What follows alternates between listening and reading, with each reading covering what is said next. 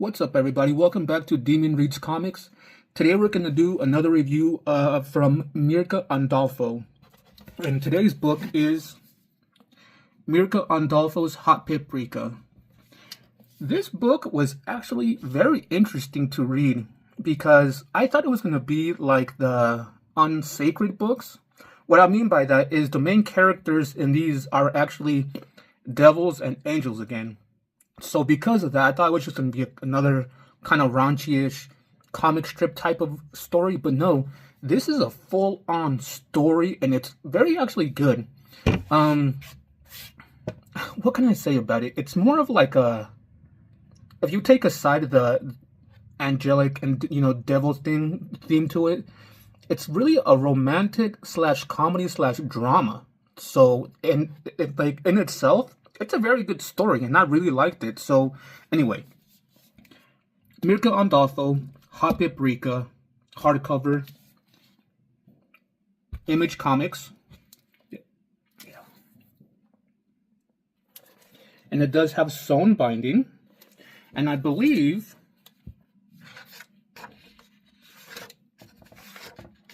the writer and artist is Mirka Andolfo, and then you got screen tones. Assistant by Gianluca Papi, and then you got editor Christian Posocco. Here, I'm just going to go ahead and show you guys this one because I don't want to mess up the names. So, this book came out in omnibus format in 2024. I think it first came out in 2018 as trade paperbacks, but it came out in 2018 here in the States. And what I mean by that is it was released a little bit earlier in the European area in black, white, and pink, the original format. And then when they released it over here, they released it in, trade paperbacks, but in color. And they took out a lot of the sexual content from it and made it just more original. But then, Mirka Andolfo, she was like, you know what, I want to kind of put out the whole collection of it because the actual comic books, they're actually called Sweet Paprika, not Hot Paprika. They just changed the name for the actual omnibus itself. So when they went to the omnibus format, they went back to the original black, white, and pink format. And they brought back all the sexual content that they took out earlier. So let's go ahead and crack open this book. I'll tell you a little bit about the story. I'll try to avoid the sexual content because there is a lot of it in it. And go from there. Alright guys, so here it is. Hot Paprika Omnibus by Mirka Andolfo. And I'm sorry if you guys hear kind of like these small explosions in the background. Fireworks are still going off for the 4th of July. This is when I'm recording it, but I'm probably not going to put this video out for a while. So if you guys hear that noise in the background, I apologize. So, yes. See, that's already a little bit of nudity there. So this is what I mean by the pink. It's kind of like the hot pink. Now, the writing in it is amazing. Great story. There's a lot of stuff that makes you laugh. The art in it, considering it's black and white, it's still very amazing. And so it starts off, the thing is, I want to say there's only one main character, but it's actually focused on two. And it's focused on... the main character is Paprika. When she's a little girl, she's trying to make her dolls kind of have sex with each other. And her dad doesn't like that. And he pretty much scolds her for any bad talk, thoughts, or anything negative. He's really hard on her. And because of that, she grows up to be like this very nerdy but respectable businesswoman. Yet she's very lonely in her world. Like, she's a very respectable boss woman, but nobody likes her because the way she is. And it's all because of her dad, right? And so when she grows up, everybody is kind of like they're nice to her, they respect her, but she's not nice to anybody because the way she was raised by her parents. And here she is right here, Mrs. Paprika. Now, the reason I say it's mainly based on her because it is, but it's also based on somebody else as well. Her complete opposite. And her complete opposite is a guy named Dill. He's a delivery boy for a place called Heaven Express. What's weird about this is because when I first started reading it, it was very similar to the Unsacred series that she did, but this one's actually based in New York, and a lot of it is based on real life things. Towards the end of it, there's I think I want to say there's a chapter in it because this one is based on chapters. It is comics, but they do it in chapters. If you guys saw here, it says chapter 1. In one of these chapters, towards the very end, they're in Italy, and it's weird because they see the catacombs in Italy, and Paprika's like, these skeletons don't have horns and tails and things like that. Why is that? So it's kind of taking a hit on where the devils actually came from and things like that. But anyway, so yeah, this story is mainly based on Paprika, and then they kind of introduce Dill, which is like this. He's an angel, but he's kind of, every woman wants to be with him, but only to sleep with him, but not to have a relationship with him. And he's also lonely. So it's two slices of the same pie, but different. They're like almost the yin and the yang in the lonely side of it, if that makes sense. Now, you get introduced to a lot of characters. She's working for the business that just got done making the book. That book comes into play a lot later, which I'm not going to give details on it, but that book's getting ready to be made into a movie. The people that are kind of making that movie, she kind of falls, not really in love, but she really likes this guy named Zayatar. And it's kind of hard. I don't know if it's Zayatar or Zatar, because it's spelled Z-A''ATAR. Dill calls him Zatar, but she calls him Mr. Zayatar. So I don't know how to really say his name. So she really wants to be with him. A whole bunch of things happen with her trying to be open, because even though she's lonely, she has these desires, these sexual desires. She desires Dill at one point. She desires, see, here's Dill. He's all like, not chummy, but he's all like outgoing, cutesy, things like that. Here's the hot pink I was telling you about. I like those accents. But she has like these sexual desires, and she kind of always does it with herself. But it's not until she starts realizing that she wants to do something more. And it gets to a point where Zayatar actually wants her to go to Italy with her, and she wants to get more experience because she's never done nothing like this before. Because every single time she has a sexual fantasy, her dad gets in there in her mind and messes it all up. And she's tired of it. And so she asked this guy, Dill, to help her not be such a beginner and wants to be experienced by the time she meets up with Zatar. A whole bunch of things happen towards the end. There's a twist with the book, and it's a happily ever after type of thing. I'm not going to say if it's with Dill, if it's with Zayatar, if it's with her ex-boyfriend Burnt, because you get introduced to not only Paprika, Dill's father, Pickle. You get introduced to Paprika's parents. You get introduced to her right here, which is Aniseta. She plays kind of a big role in the whole story in itself. You don't really get introduced to the ladies here at her office, except one. You get introduced to Rue and her wife. And aside from that, there's not really any other characters you should really pay attention to aside from Zayatar, Burnt, her ex-boyfriend, and the main boss of Infernum Press, which is the darkness. I think that's what they call him. His major darkness. That's his name. So I'm just going to flip through the pages so you guys can see, the art, how beautiful it is, the little aspects of the hot pink that Mirka throws in there. But this is a great story, a great, wonderful story that I really, at first when I picked it up, I was just, thinking, oh, it's just another, raunchy comedy with a lot of nudity and sexual stuff. But at the end, I really enjoyed this book. I really thoroughly enjoyed it.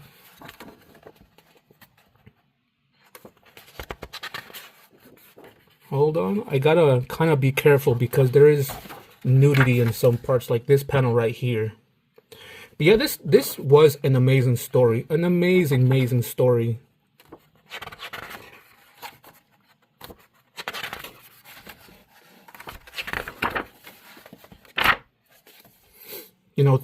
Things happen in it, to make it a nice kind of drama-filled story. And like I said, I really thoroughly enjoyed it. The ending is a nice ending to it. This is when you get introduced to Dill's dad Pickle, and introduce why he's a devil and why Dill's an angel.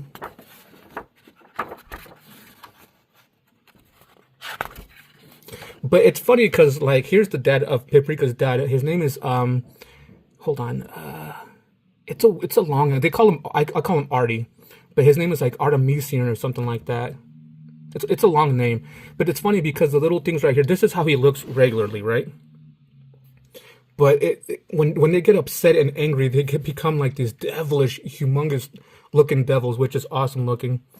That's why I really enjoyed that. But yeah, it kind of explains how he's not the Paprika's parents aren't together anymore and things like that. It's a nice story. I really enjoyed it. Really thoroughly enjoyed it. I want to say this is one of actually Mirka Andolfo's better books. If I want to go, put in ranking so far the books that I've read, I would give it to Unnatural first, and then this one, and then Unsacred. I wasn't a big fan of Unsacred. I didn't like how they did the two books. Here's that darkness guy I was telling you about. His holy... I don't know if they call him his holy darkness, or just... No, they call him the Great Darkness. Your Great Darkness, yeah. That's him right there. So like I said, there is a lot of raunchy stuff in here, but overall, it's a great story. And you know what? The more I think about it, the more I actually enjoyed the raunchy stuff. It was meant to be put in here, and I'm glad that, Mirka Andolfo came back and was like, you know what, let's put it back in here, because it makes sense in a lot of the story in itself. And this one we can't really see. We can't really see that one. Okay, here we go. But anyway, so I'm gonna start grabbing a whole bunch of thick pages, or a whole bunch of just so we can kind of flip through them. I don't want to give too much more away of the story. I hope you guys pick it up and enjoy it for yourself, because I do highly recommend it. Wait, can we show that one? Nope, you can't. There we go. And like I said, this one does have a happily ever after. I'm just not gonna say who it has a happily ever after with. If it's with Paprika, Dill, if it's with Paprika and Zayatar, if it's with Paprika and Burnt, or if it's Paprika by herself. I'm not going to say, who it's actually happily ever after with. But it does have a happily ever after for everybody, kind of. It's just who is with who, right?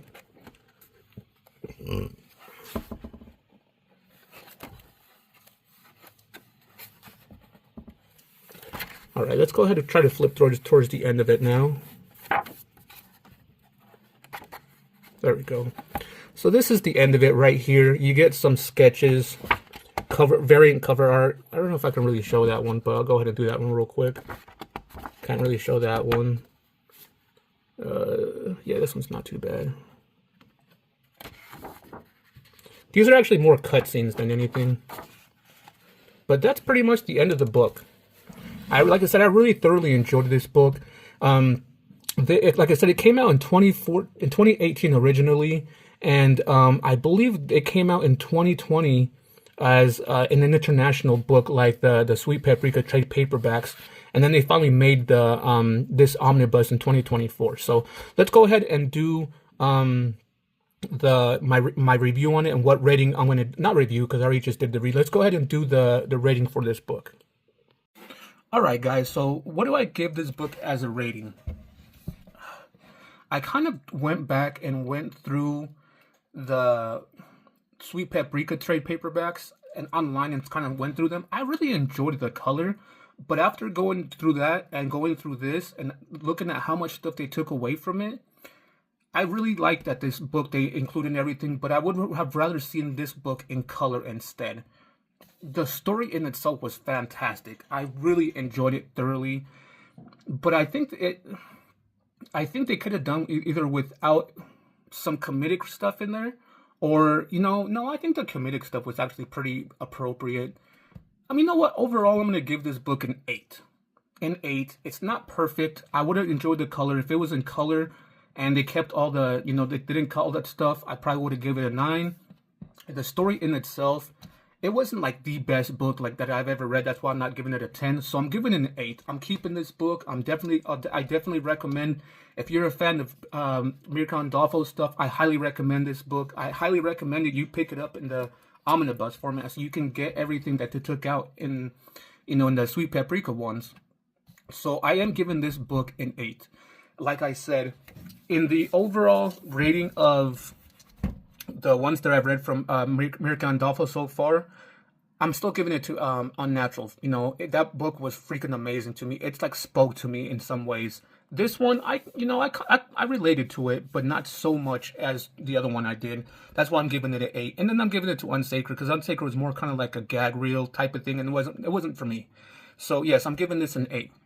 So to kind of recap on it, this is Hot Paprika, based off of Mirka Andolfo's Sweet Paprika, omnibus format, hardcover, published by Image Comics. And actually, I think that it was also by, what is it? Arncia Studios? Yeah, it says Arncia Studios right here. There we go. And